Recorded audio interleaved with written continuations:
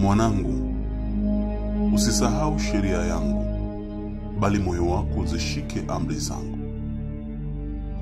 Maana nitakuongezea wingi wa siku na miaka ya uzima na amani. Rehema na kweli zisifarakane nawe, zifunge shingoni mwako, ziandike juu ya kibao cha moyo wako.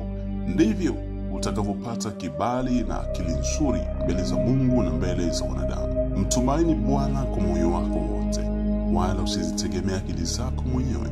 Katika njia zako zote mkiri yeye, naye atanyoosha mapito yako. Usiwe mtu mwenye hekima machoni pako.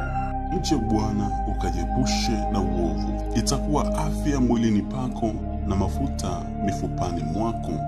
Mheshimu Bwana kwa mali yako na kwa malimbukizo ya mazao yako yote. Ndipo ghala zako zitakapojazwa kwa wingi na mashinikizo yako yatafurika divai mpya. Mwanangu, usisahau kuadhibiwa na Bwana, wala usione ni taabu kurudiwa naye.